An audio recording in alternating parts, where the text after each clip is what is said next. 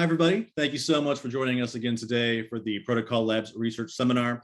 Today we have Sophia Yakoubov presenting her work, YOSO, You Only Speak Once. Sophia graduated from MIT in 2011 with a bachelor's degree in mathematics as well as computer science, and then from Boston University in 2020 with a PhD in computer science, specifically focusing on cryptography under the advisement of Professor Leo Reisen. I believe I'm pronouncing that correctly.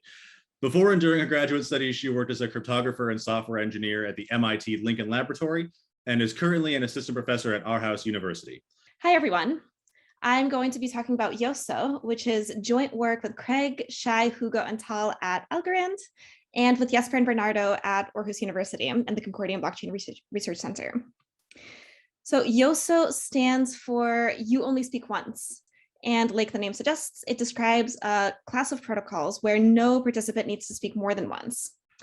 And this kind of protocol is particularly useful when dealing with an adaptive adversary who can corrupt or kill any party at any point during the protocol, but it can't take back messages that have already been sent.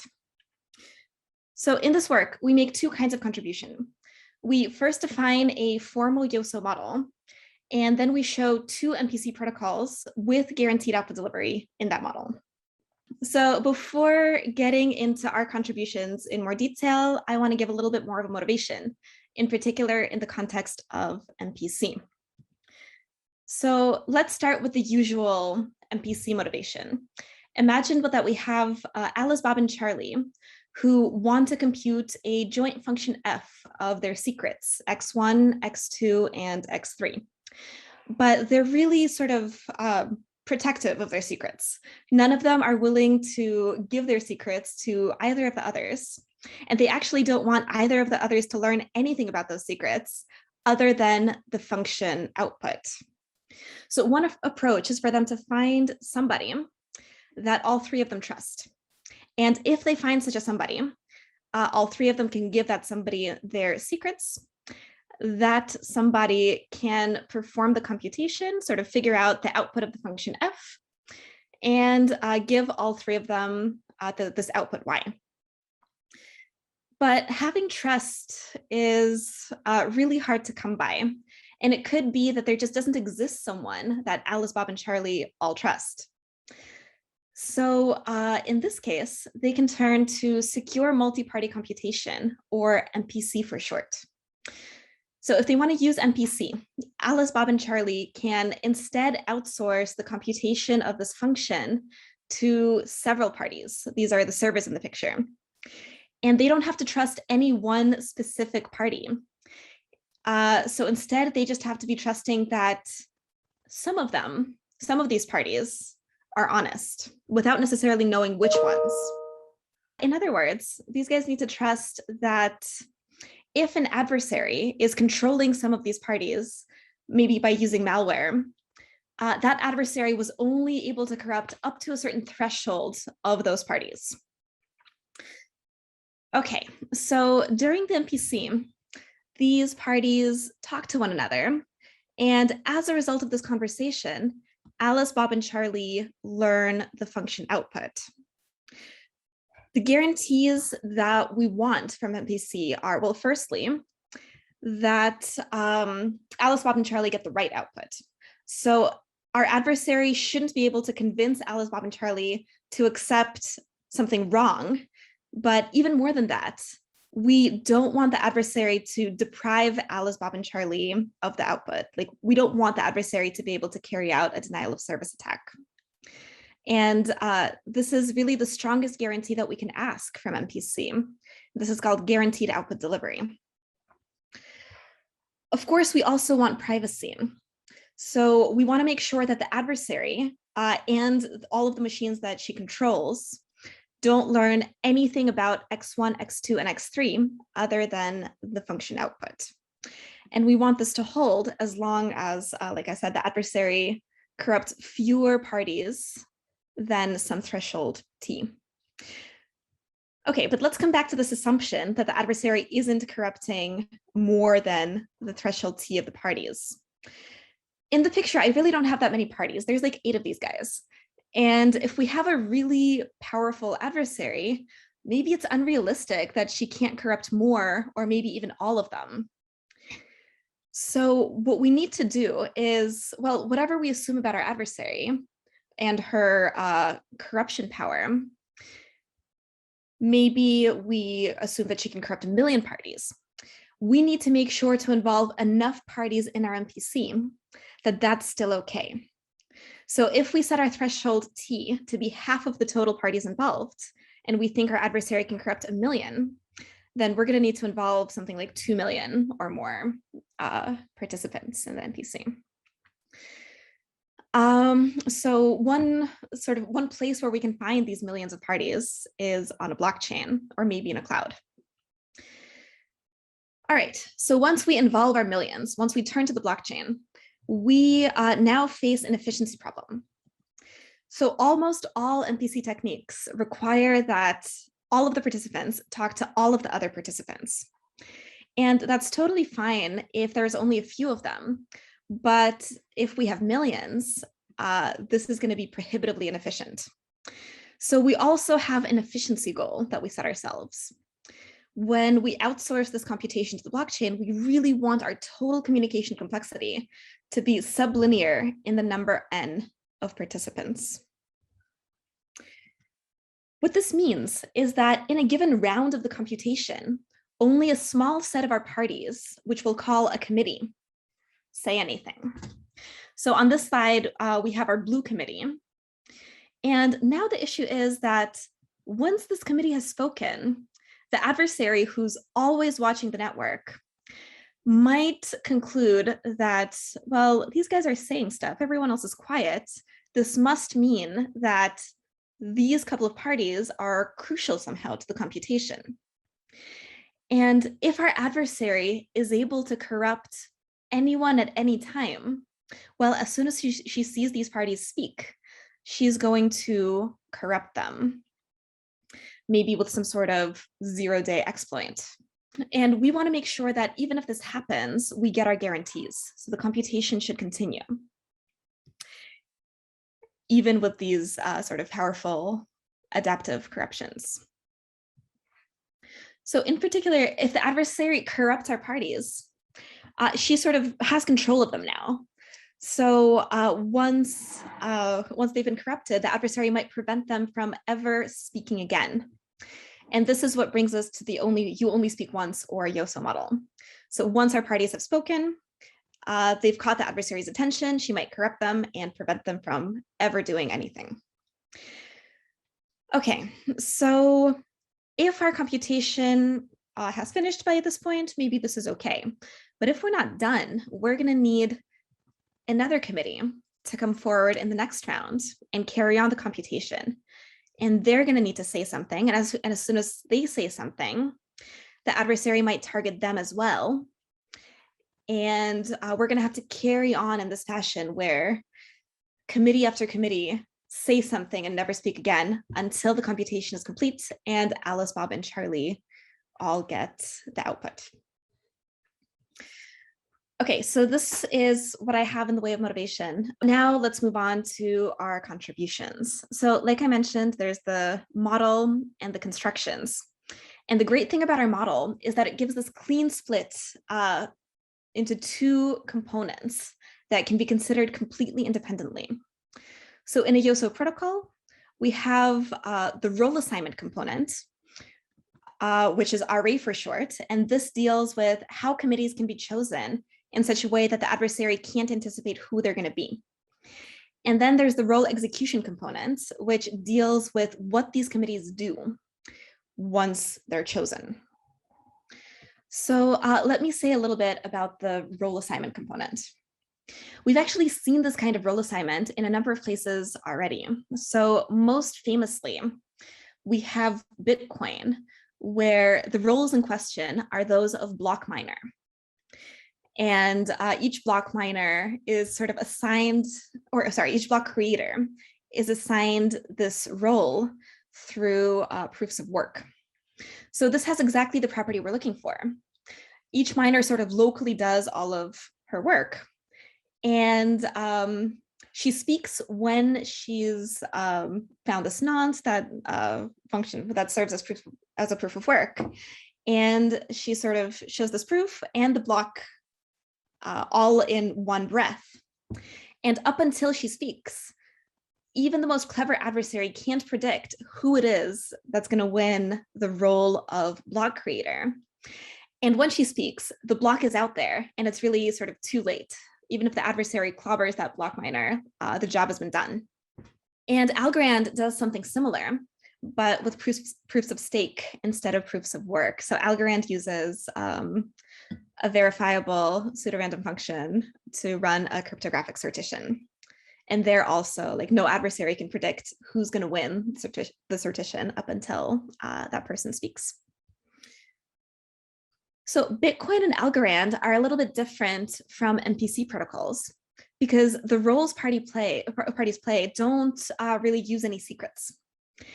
And if we have Alice, Bob, and Charlie outsourcing a secure computation on their secrets, well, they're going to have to, in some way, secret share their inputs to a committee at some point.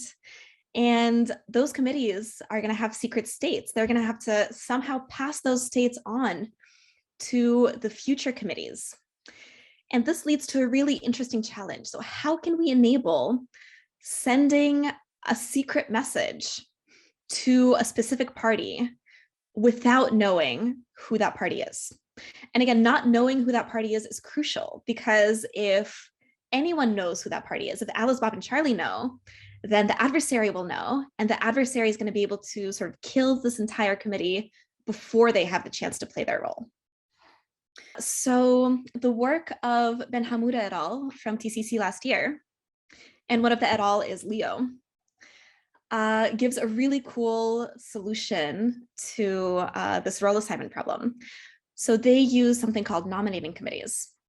And a subset of the YOSO authors also have some ongoing work that gives yet another approach to role assignment.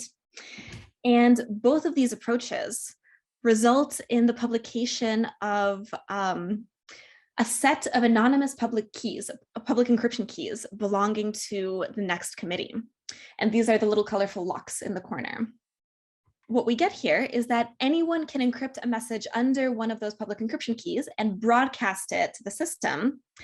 And only one party will be able to decrypt, but we have no idea which one. That's going to be the party with the associated key.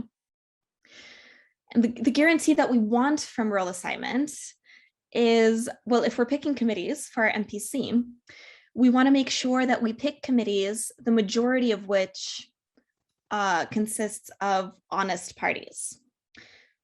Or I guess here I wrote that fewer than T prime of those should be corrupt, but really we take T prime to be half of the committee size. Next, I want to say a little bit about nominating committees, which is this work from TCC last year. So here we start with a committee with like one of those Algorand or Bitcoin style committees that doesn't require any secret messages, so they can sort of self-elect. And these guys over here, the ones in blue, they're going to be in charge of nominating the actual committee that's going to be able to receive secret messages. So each nominating committee will pick one actual committee member. So let's just focus on one of them. Let's say this guy. So the first thing this nominating committee member is going to do is she's going to pick an encryption-decryption key pair. And she's going to publish the encryption key. And that's actually going to be one of our anonymous encryption keys in the upper right corner. And now the question is, well, she has this corresponding secret key. How can she communicate that key to some member of this actual committee? All right, so for this, we're going to rely on a system-wide PKI, which it's very reasonable to assume that we have, because if we're operating on top of any blockchain, like we're going to have public keys corresponding to our blockchain members. And our nominating committee member is going to pick one party from this PKI, and she's going to take the decryption key and she's going to encrypt it to that party. And there are a few sort of important points here. One is that it's crucial that the ciphertext shouldn't reveal who the intended recipient is, because we really want her to remain anonymous. So this nominating committee technique uses something called anonymous encryption, which guarantees that ciphertext encrypted under different keys should be indistinguishable. And the second important point here is that it's crucial that before saying anything, our nominating committee member erases her state. So this is because as soon as she says something, the adversary is gonna sort of look and see that she's doing something interesting and corrupt her. And we don't want the adversary to find this decryption key there. And this is actually going to be an invariant in all of our YOSO protocols. So every time someone says something, we assume that first they form the message they're going to send, then they erase their entire state, and then they ship that message. Now that our nominating committee member has published this encryption key and encrypted decryption key, the chosen actual committee member can decrypt the decryption key, and anyone is able to send that committee member messages at any point. There's a little bit of a downside to this protocol, which is, well, if our nominating committee member is corrupt, she's always going to pick a corrupt actual committee member. Or, I mean, even if she doesn't, since she's corrupt, the adversary is going to know who this actual committee member is and is going to be able to instantly corrupt them. So we're going to end up with a corrupt green server, a green party. And also, if our nominating committee member is honest, well, just by sheer bad luck, sometimes that honest committee member is going to pick a corrupt actual committee member. So in order to get the guarantee that we want, that the majority of every committee, of every actual green committee is honest, we need to have an overall corruption threshold that's much lower than half. So it's actually a little higher than n over 4, but it's much lower than half. So then there's this other approach to role assignment, to picking these committees. And that's ongoing work with some folks at Algorand and also some folks in Aarhus. And this is something we call random peer. So peer considers a server who has a database and a client who wants to retrieve a single row of that database. And here we're going to say that the database is our system-wide PKI. In a peer protocol, the client and the server talk, and as a result of that conversation, the client learns the row of the database that she wanted, and the server learns nothing at all about the row that the client retrieved. In random peer, instead of sort of knowing in advance which row she wants, the client just wants to receive some random row of the database. And this is kind of spiritually what we want, right? We want to choose a random party to be on our next committee. And the efficiency property of the peer protocols that we consider is that the client communication and computation should be sublinear in the size of the database. Okay, so this is really related to what we want, but it doesn't fit into our system at all. So we have this like server and client, we have these two parties. And I guess the big question is, who's going to play server and client in our system? So when we run our random peer, we can notice that the server doesn't actually have any secrets. The server's database is this totally public PKI. So we can say that the relevant parties who are going to be doing this, they're just going to run the server locally in their heads. Everyone can do this at the same time without talking. But the client is more complicated because we want to pick this party, but we don't want anyone to know who that party is. So that's something we solve by bootstrapping. We assume we have some ongoing MPC running on our system, And we just ask that MPC to sort of in parallel execute the random peer client. By the way, I think I forgot to say that peer stands for private information retrieval. That's my bad. So we have this MPC running the client side. Everyone's running the server publicly in their heads. And this ongoing MPC is running the client to pick parties for like all the future committees, or like several committees ahead, just so that we can like pick enough committees to run the next round of MPC. And there's a little bit more that we need to do here, because we don't just want to pick a random public key. That's not enough for us. A random public key is sort of publicly associated with a party. So within the MPC, we're also going to have to do everything that our nominating committee member was doing in the nominating committee approach. We're going to have to generate a fresh key pair and publish the public key and encrypt the fresh decryption key to this yellow key that we chose belonging to the green server.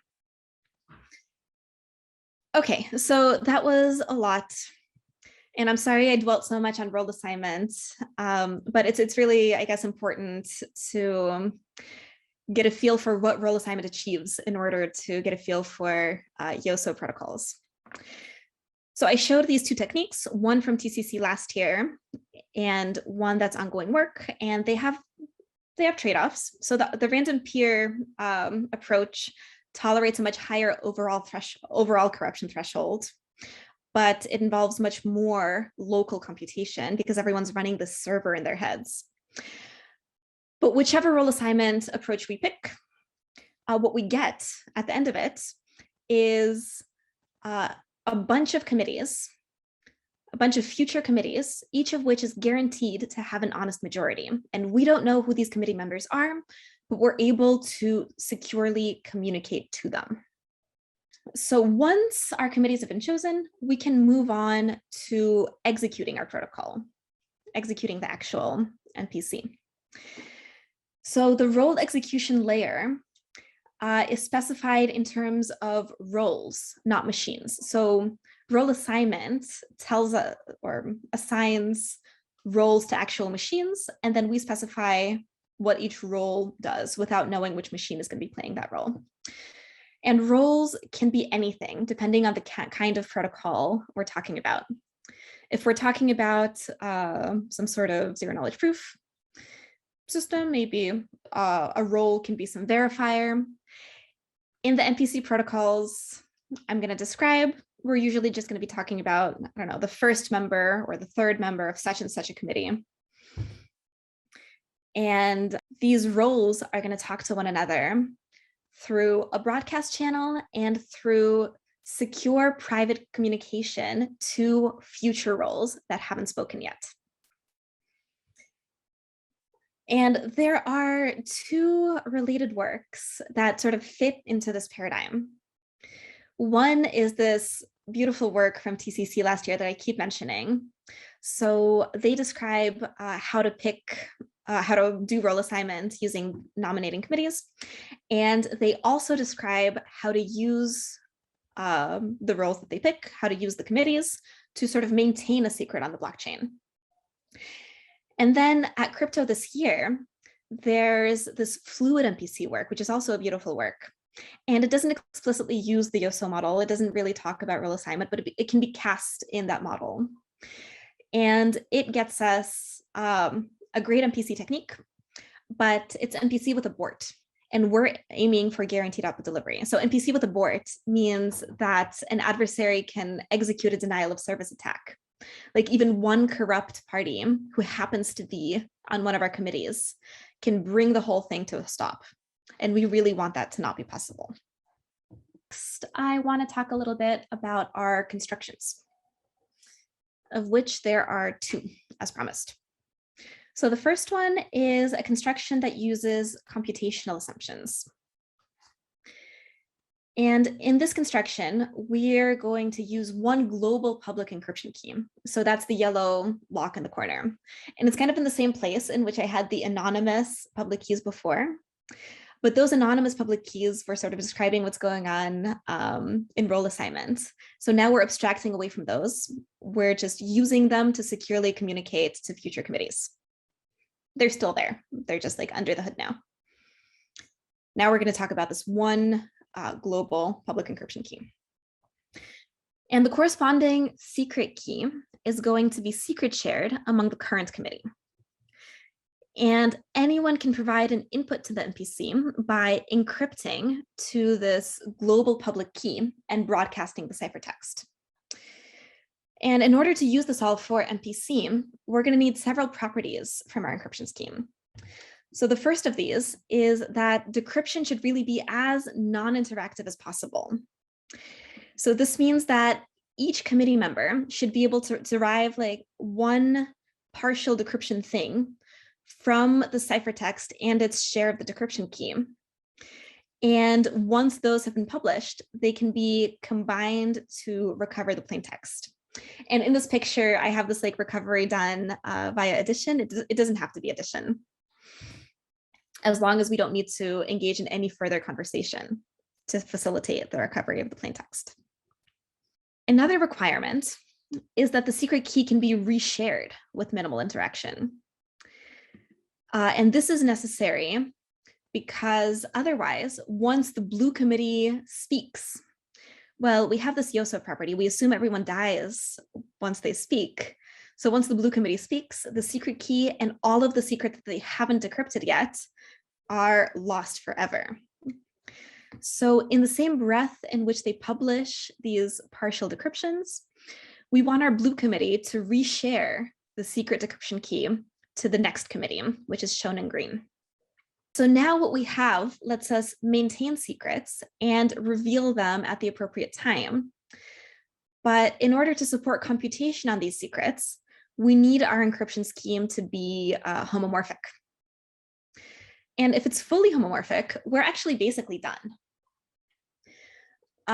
So basically our blue committee can do everything in their heads and publish the partial decryptions of the output. And that's it. One committee can basically do the entire computation.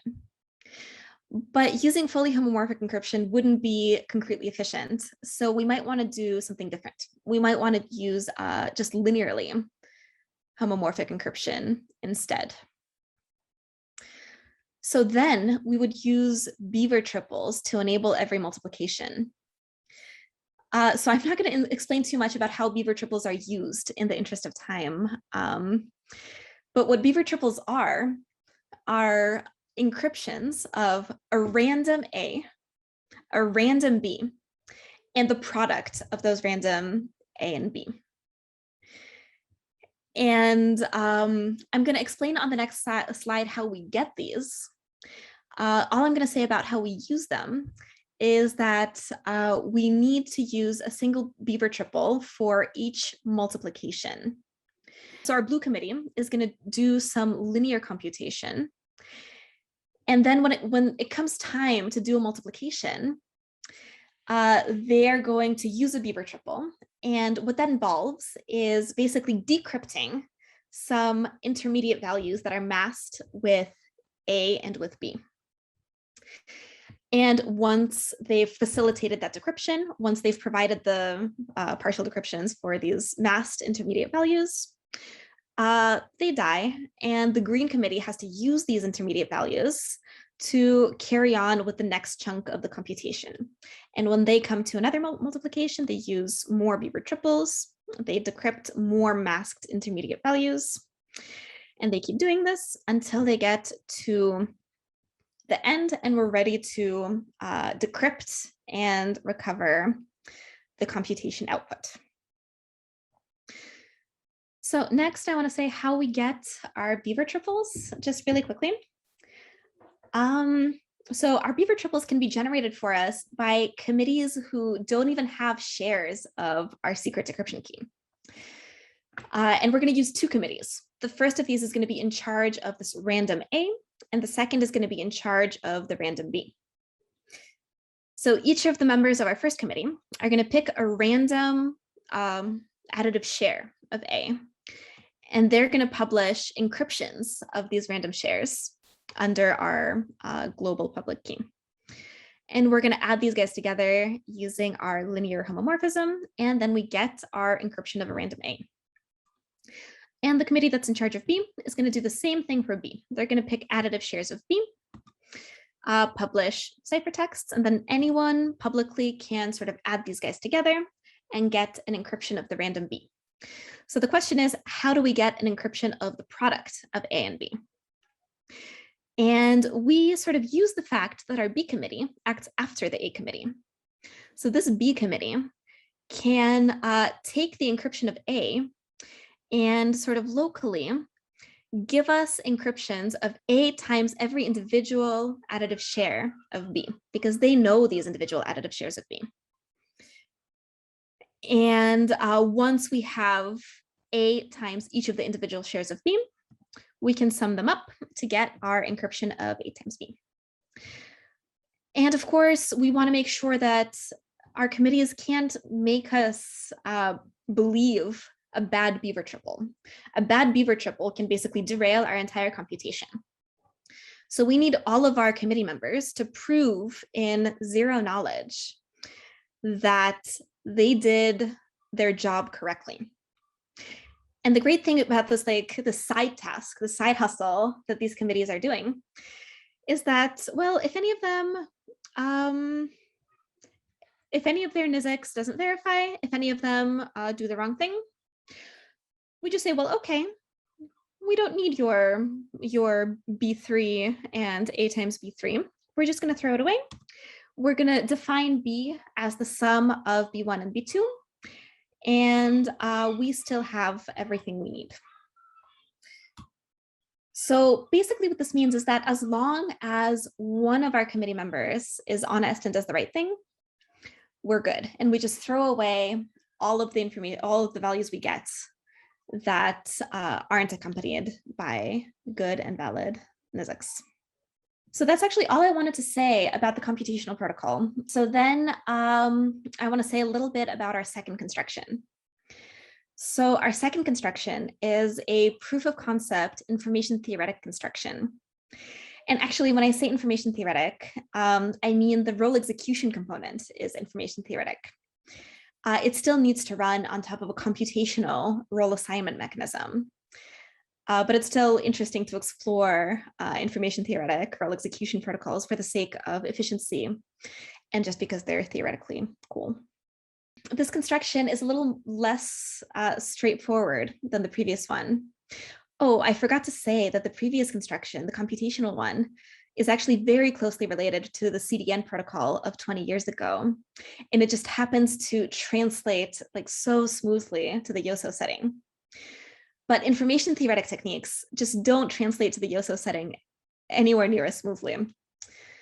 So most information theoretic MPC techniques use something called verifiable secret sharing.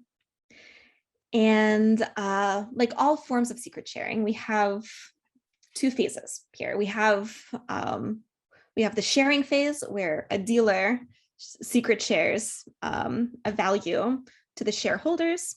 And at some point down the line, the shareholders are going to want to reconstruct that value or maybe use the sharing in some other context. But in information theoretic VSS, this sharing phase itself, where the dealer secret shares the value, that takes two steps also. So first, our dealer gives our shareholders shares, and then the shareholders interact among themselves, maybe also with the dealer again, to make sure that what they end up with is actually a legitimate reconstructible sharing that they can use at some point down the line. And in the YOSO setting, this doesn't work at all because, well, after this verification phase, all of our shareholders have said something. They've talked to each other to make sure they have a valid sharing, but they're only allowed to speak once. So maybe, and they used their one speech, their one attempt to say something to verify that they have a sharing. So the fact that they had a sharing means nothing to us because they can never, ever speak again and use that sharing.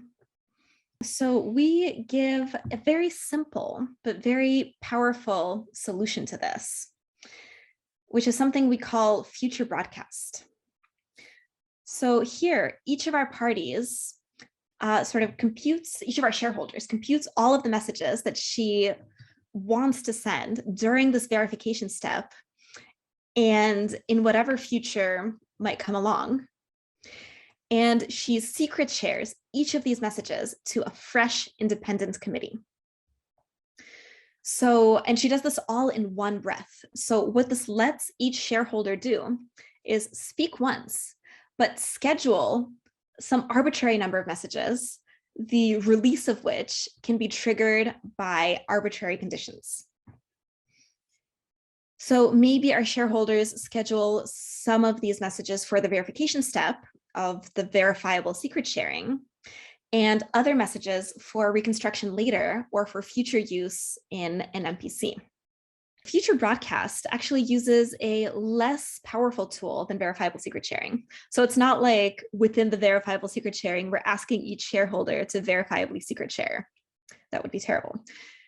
We only use robust secret sharing, which doesn't have to deal with a corrupt dealer. And this is actually perfect for us because if one of our shareholders, if one of the Green parties happens to be malicious, if she happens to misbehave, well, if she's malicious, she's going to say arbitrary stuff in the future. So we don't really need to bind her to what she's planning to say in the future at the time of the future broadcast. We can get away with using this weaker form of secret sharing that doesn't bind her to a given message. How do the shareholders choose the future committee to secret share their messages in future broadcast? So that's a great question. And that is something that our role assignment layer deals with. We count on the role assignment layer to give us committees for everything we're going to need to do. So if we know we're going to be running this information theoretic protocol, we're going to ask our role assignment layer to give us maybe this green committee. And we also know that we're running this protocol, so we also need all of these red committees. So we're going to have our private anonymous channels to all of these future committees set up for us by role assignment. So another thing I wanted to mention about this is that a neat feature of this approach of resharing our shares is that if we think of all of the values, so if we think of the Green Committee as resharing the shares they got over and over again to multiple future committees, we get sort of for free that the value held by the set of red committees and by the set of orange committees are equal. And this is true since every honest Green Party is going to honestly reshare the one share that they got from the Blue Party. And since we were guaranteed that the honest parties are in the majority, so we have more honest Green parties than corrupt Green parties, we know that the set of corrupt Green parties, even by sharing different things using their future broadcast, can't influence this sort of overall thing shared across the set of committees. The last thing I want to say, getting full-fledged MPC from verifiable secret sharing actually takes a lot more techniques, and there's a lot of subtleties there. So there's like a technique for proof of local multiplication. There's really much more. And every additional layer of stuff that we need to use to get from verifiable secret sharing to full-fledged MPC requires the use of yet more independent future committees. And this makes our information theoretic technique inefficient, totally impractical, but still theoretically quite interesting. All right, so to wrap up, our contributions are a formal YOSO model with this neat separation between role assignment and role execution. And we also show two YOSO MPC protocols, one of which is computational and one of which is information theoretic. And the cool thing about both of these is that they're secure against this like powerful adaptive adversary who can corrupt anyone at any time. And yet the total communication complexity is sublinear in the number n of parties involved. So the last thing I want to say is this unearths a huge wealth of open problems. So basically everything we've asked about MPC in the last 30 years, we can ask again in the context of YOSO. And I put a few questions here. There's a lot more that I can think of.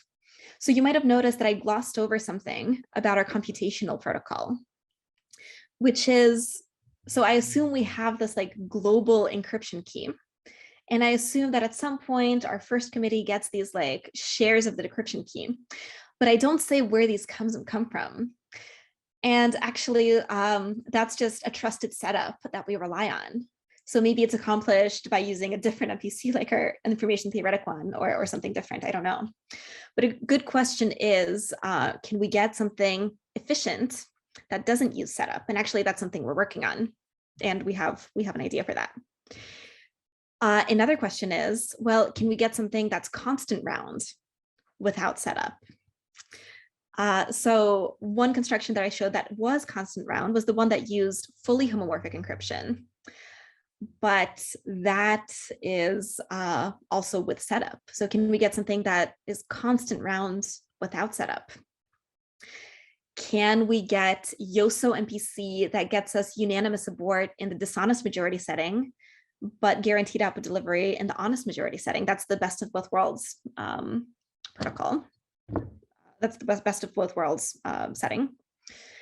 Another one that Jesper actually reminded me of at our crypto talk yesterday is that the information theoretic technique that I sort of hinted at, you saw that it involved setting up so many committees, so many future committees just to do a single multiplication. So is it possible to get a information theoretic YOSO MPC that only sort of speaks to one committee into the future? We call this future horizon. Can you, I got a little bit lost in the computational protocol with the Beaver triples, right? So once we have enough Beaver triples, we need no interaction anymore, right? We can just do everything. So actually, once you have enough Beaver triples, you still need to interact every time you use one. Oh. The use of the Beaver triple involves the because I reveal my opening, the public reconstruction of a difference value. We need like A minus X and B minus Y or whatever. Okay. So we need to talk. We do need to talk, unfortunately. So we need as many committees as we have multiplications then? We need as many committees as we have multiplication. Well, as many committees as we have layers of multiplication. Layers, right? We can do in parallel. That's for that's when it comes to the committees that hold shares of the key. And I guess we can even like generate all of the Beaver triples at once if we want to. Like the Beaver triple generation part is totally independent of everything, which is kind of nice. So there like could at be any points, we can have two committees who generate an arbitrary number of Beaver triples. We can stock up for the future. So essentially the number of committees that need to be incarnated and then killed off is the multiplicative depth of the circuit plus 2 or something. Exactly. Multiplicative depth times 2. No, just multiplicative depth plus 2. Yeah, you're totally right. Thanks everyone for listening. All right. Thank you so much for joining us today, everybody. Sophia, thank you again for presenting your work. If anyone watching this is interested in presenting their own research or would like to nominate someone else's, please send us an email at research@protocol.ai. We also have 2 open requests for proposals, one regarding vector commitments and the other one looking at proof of space. These can be found at grants.protocol.ai and look for RFPs 9 and 10. Also, feel free to sign up for our mailing list to learn more about future talks, other grants, and more information about what we do here at Protocol Labs Research. Thank you again for watching. We hope to see you again soon.